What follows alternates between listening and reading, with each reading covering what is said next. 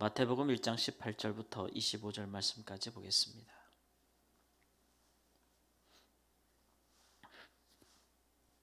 마태복음 1장 18절에서 25절 말씀. 18절 말씀. 예수 그리스도의 나심은 이러하니라.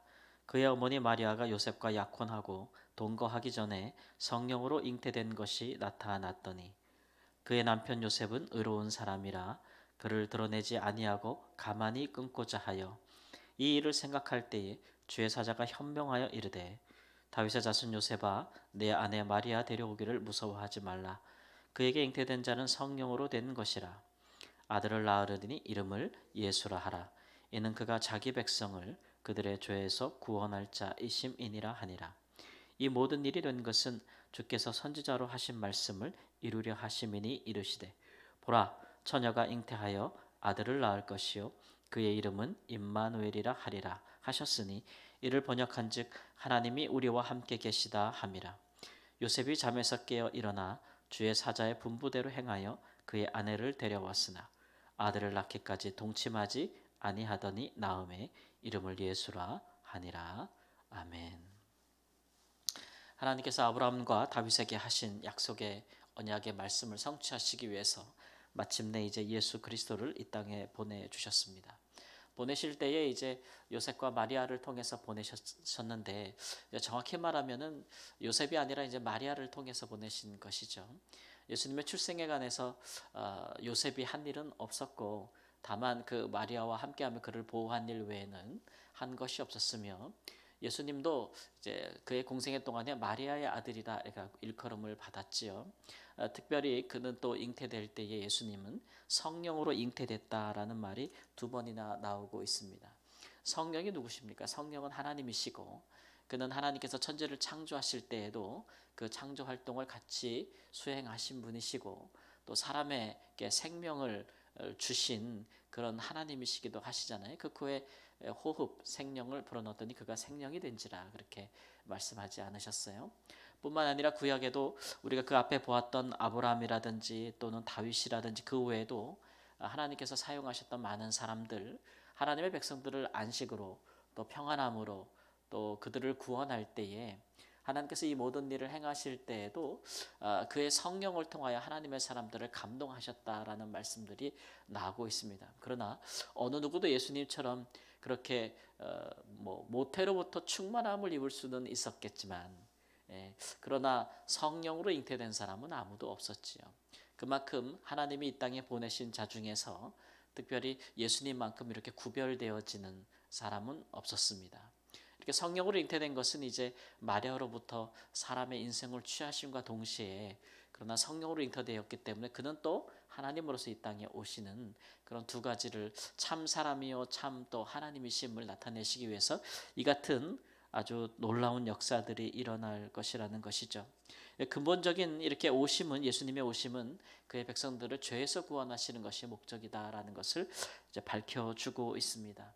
구약의 역사를 우리가 쫙 봤지만 결국은 하나님의 많은 은혜와 또 하나님께서 선지자를 보내시는 하나님의 그 헌신 또 열심 노력에도 불구하고 결국 구약의 백성들이 멸망에 이르게 된 것은 다름이 아니라 죄가 가장 근본적인 원인이게 된 것이고 또 율법을 통하여서 또는 의식을 통하여서 그들의 삶에 드러나는 어떤 그 육체에 속한 것들을 정결하게 하는 예식을 많이 갖추고 또 준비하였다 할지라도 결국은 그들의 본성과 그들의 마음과 생각 안에 있는 죄를 다스리지 못함으로써 결국 그것이 그들의 삶을 주장하게 되는 죄가 그런 기회를 타서 그들의 삶을 장악하게 되는 일들이 반복되었기 때문에 결국은 죄를 지을 때마다 반복하여 드리는 제사로는 그런 그들의 결국 죄를 씻을 수가 없었다라는 것, 또 죄성을 제거할 수 없었다라는 것에 대한 한계들을 우리가 계속 구약에서 이제 보게 된 것이죠.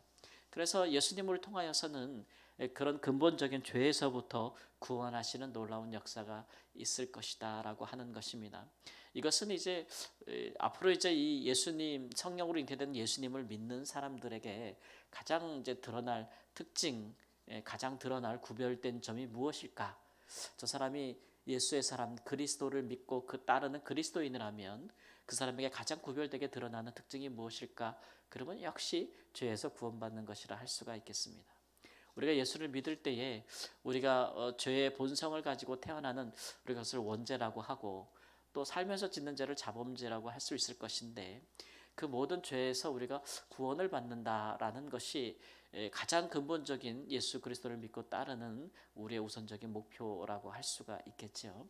그 다음에 삶의 문제에서 여러 가지 삶의 문제가 해결을 받고 하나님의 도우심을 얻고 형통하게 되는 것, 또 하나님 주와 함께 더불어 이 땅에서 하나님의 일에 참여하는 것, 하나님의 역사를 이루는 것은 그 다음에 오는 문제라고 할 수가 있겠습니다. 그래서 우리가 예수님을 잘 신실하게 믿고 따를 때 우리에게 오게 되는 가장 큰 기쁨은 우리로부터 이제 우리가 죄에서부터 멀어진다는 것이고 죄에서부터 구원받는다는 얘기겠죠. 이 얘기는 이제 우리가 죄를 짓지 않는다는 얘기겠죠. 예수님을 믿고 따르면 따를수록 우리의 믿음이 더하여질수록 우리가 죄에서 자유하게 될 것이다.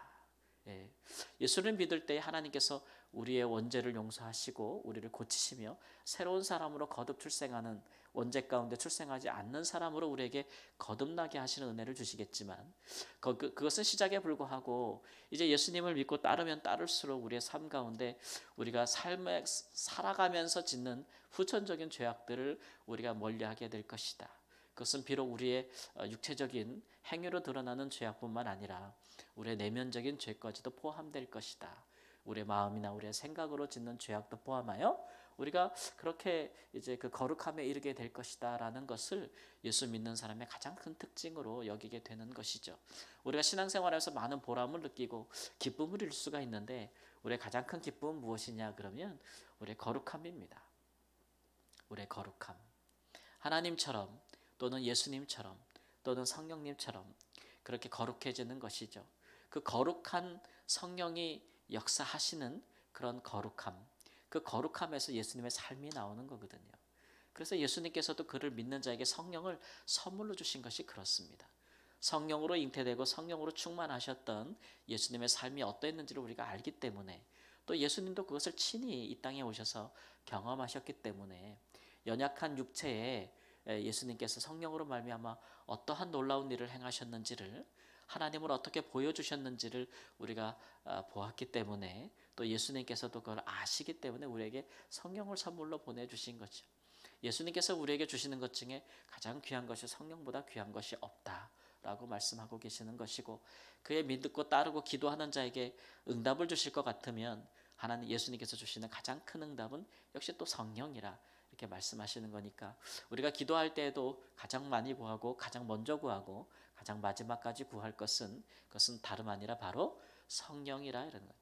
우리가 성령의 충만함을 받고 그의 인도하심을 받고 그의 음성을 들으며 그로 말미암아 우리가 살아갈 때에 삶의 모든 문제들은 하나님께 맡기게 되는 것이고 하나님의 사람으로 또 하나님이 함께하는 사람으로 살아가게 되고 그야말로 성전으로 살아가게 되는 그런 기쁨과 은혜가 있고 그런 충만함이 있는 것이 그리스도께서 우리를 구원하신 가장 큰 중요한 목적이다라는 것들을 우리가 다시 한번 새기면서 이 새벽에도 간구할 때 여러 사람을 위해서 여러 가지 일을 위해서 우리가 기도하겠지만 무엇보다도 성령이 우리에게 함께 하시고 충만하시면 모든 문제에 실마리가 풀리고 하나님이 함께 하시는 사람으로서의 삶이 어떠한지를 경험하게 되는 축복이 있기를 우리 주 예수님의 이름으로 축원합니다. 아멘. 하나님 우리가 간구할 것 중에 무엇보다도 주의 성령을 구합니다. 성령으로 잉태된 예수님께서 기도하실 때 또 성령을 충만히 받으시고 때로는 성령에 이끌리시어 시험도 받으셨으나 성령의 능력으로 하나님 여러 가지 하나님의 놀라운 일들을 행하시고 마침내 우리를 구원하사 성령으로 십자가에 못 박히시고 다시 부활하신 것 그 모든 일 가운데 하나님의 영이 하나님 그에게 함께 하신 것을 오늘 보게 됩니다.